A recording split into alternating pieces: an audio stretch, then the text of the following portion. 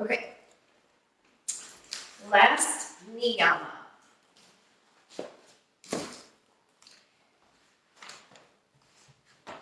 Ishvara-Pranidhana. Under this precept, you accept that an all-knowing principle exists.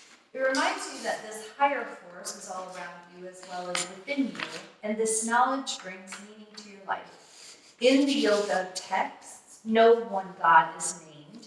That is left up to you. Some choose to honor an ideal rather than a single God.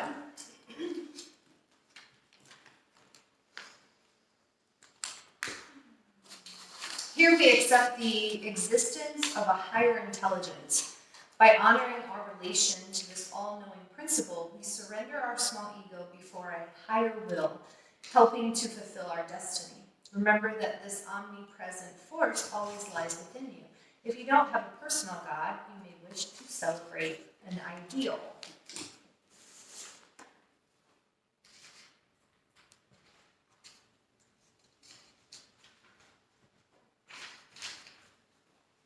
Through wholehearted dedication, Ishvara-Pranidhana, we become intoxicated with the divine.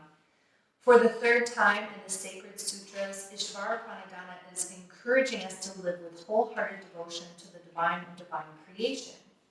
As the himsa is the pinnacle from which all the yamas flow, Ishvara-Pranidhana is the zenith of the niyamas. Devotion is the key to unlocking our hearts. When living with an open heart, we see clearly as the pathways of our lives unfold. Faith allows us to trust in the present moment as we observe our part in the divine plan. Love and devotion can be expressed as a simple blessing we bestow on ourselves or others, such as saying "bless you" when someone sneezes. Often prayers invoke a higher source for something as mundane as losing our keys. Please, Divine Mother, help me find my keys.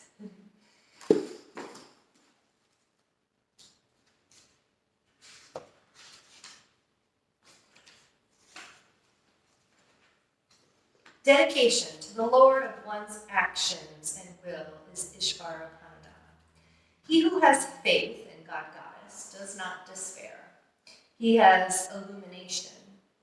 He who knows that all creation belongs to the Lord will not be puffed up with pride or drunk with power.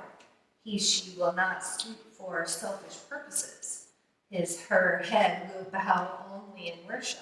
When the waters of bhakti are made to flow through the turbines of the mind, the result is mental power and spiritual illumination.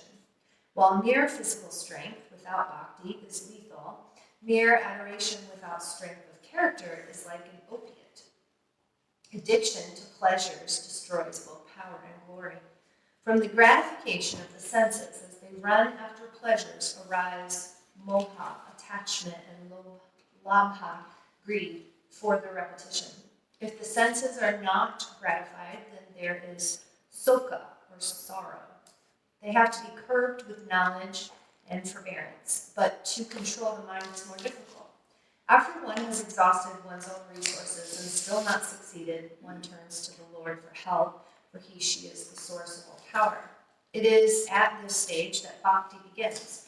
In bhakti, the mind, the intellect, and the will are surrendered to the Lord, and the sadhaka, or student, prays. I do not know what is good for me, thy will be done.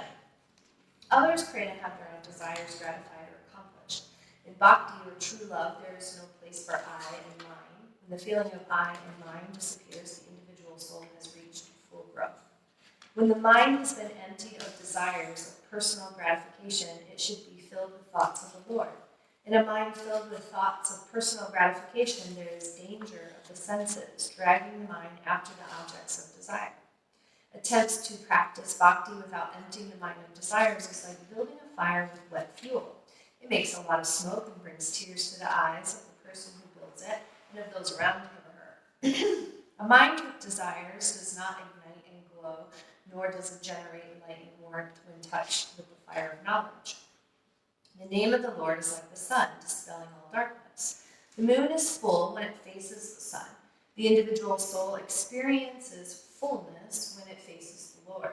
If the shadow of the earth comes between the full moon and the sun, there is an eclipse. If the feelings of I and mind casts its shadow upon the experience of fullness, all efforts of the sadhaka or student to gain peace are futile. Actions mirror a man's personality better than his words. The yogi has learned the art of dedicating all his actions to the Lord, and so they reflect the divinity within him or her. So I hate the fact that all it says is he. But anyways, so it's pretty much Ishvara-Pranidhana is like there is a supreme intelligence, whether it shows up through nature, Fibonacci, sacred geometry, there's like an intelligence. It's not a bearded man in the sky, but there's a divine omnipresent. Now, you could say, nope, it's a bearded man in the sky. You could say, oh, it's a goddess. Oh, it's Gaia, it's nature, it's my higher self. It's, whatever you want that higher power to be. Ishvara-Pranidhana is like aligning yourself and devoting your walk to like being in alignment with that higher power, or devoting, or not even devoting. It can be surrendering, like thy will be done. Like, as much as my ego might try to control my environment and the situations that I'm in, when I step back and I'm like, okay, you know what, I've tried to control everything, it's too much work, it's a lot of energy, I'm just gonna let nature run its course, or I'm gonna let karma do its thing, or whatever that supreme intelligence is or does, right? Do you guys have any questions about it? Feel pretty good. So the first journal question is, think of 3 ways you already practice Ishvara-Pranidhana.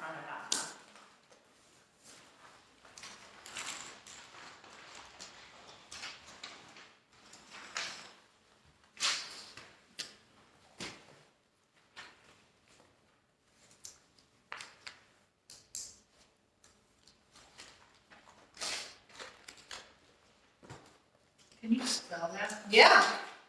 Ishvara-Pranidhana.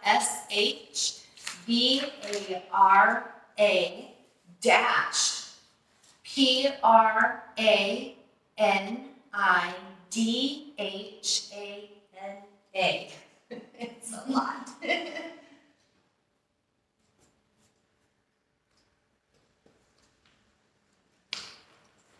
Look, I need to see it.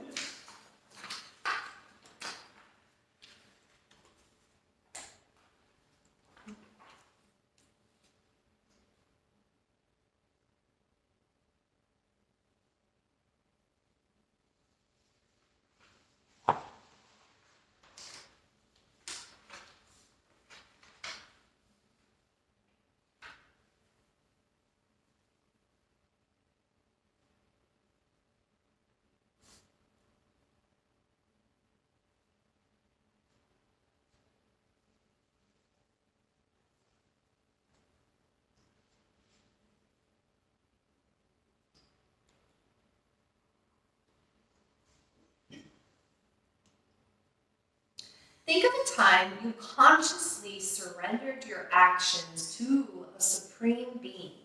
What happened?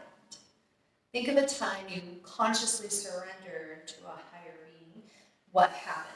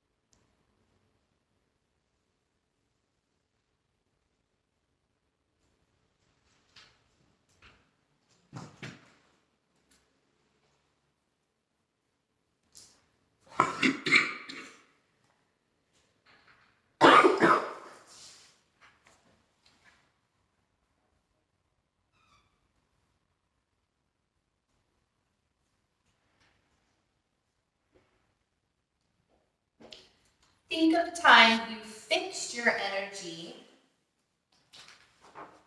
on forcing a particular outcome that was just not happening, what resulted? Think of the time you fixed your energy on forcing a particular outcome that was just not happening. What resulted?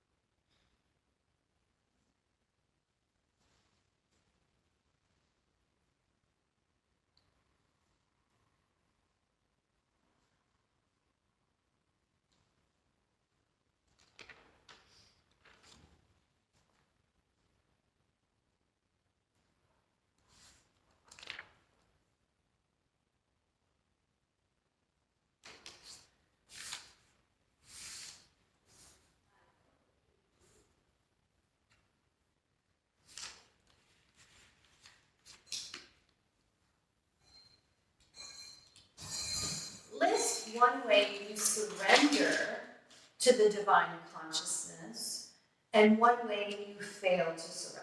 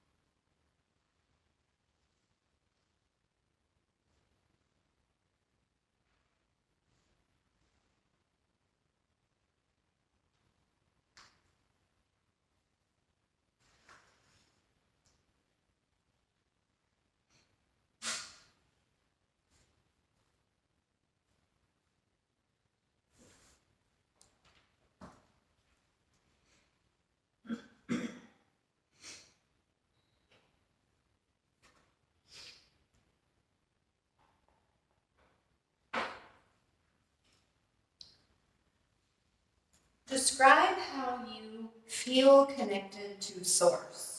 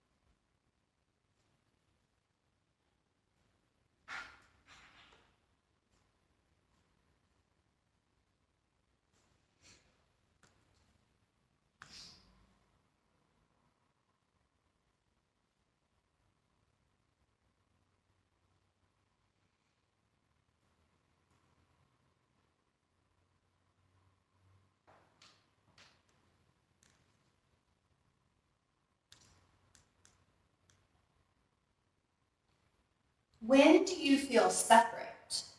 And what steps do you take to overcome this feeling of separateness?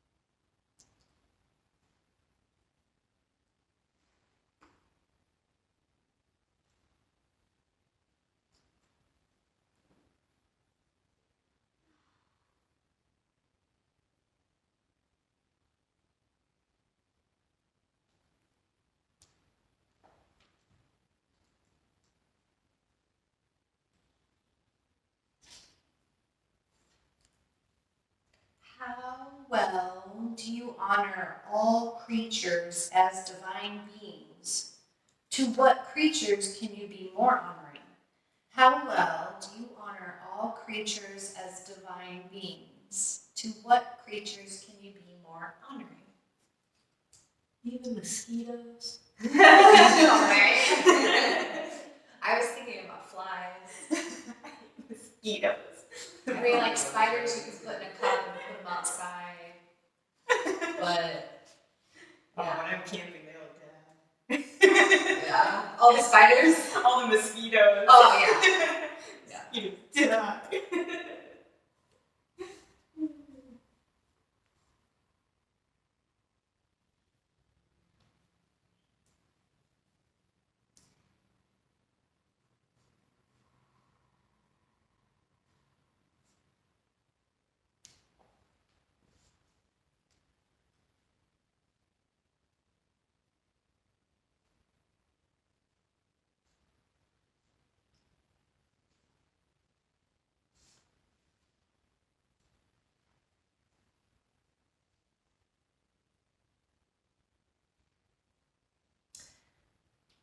There is a Hindu proverb that states, "Everything received is a gift from God, presented with the wisdom, and is to be accepted with joy."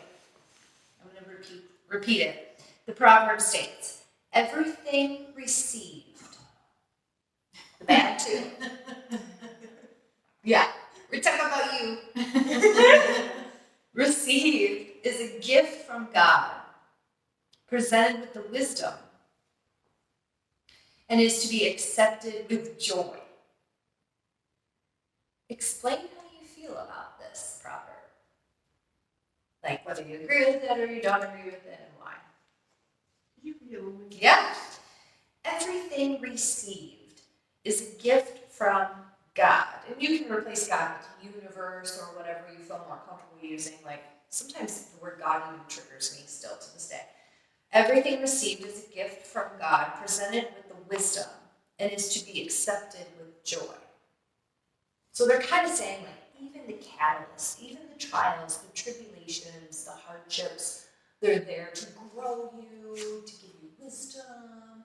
You know, the flat tire, the stepping in the dog poop, or getting pooped on by birds. I don't know why I keep thinking poop, but I'm just thinking of the word shit. Shit, you know?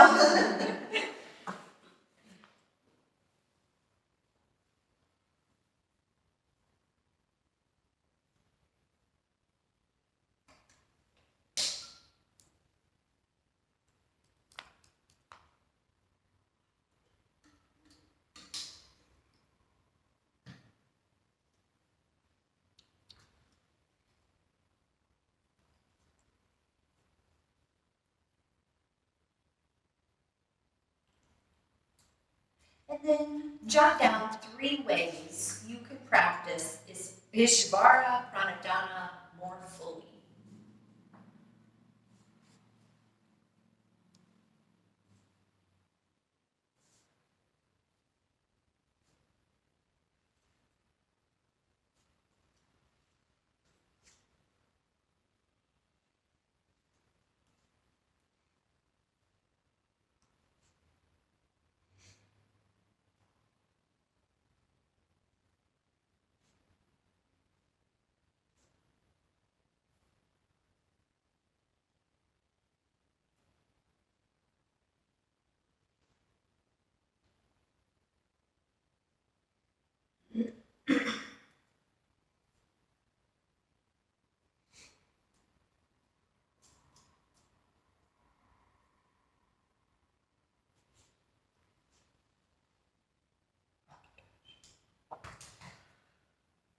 This full moon is really getting me.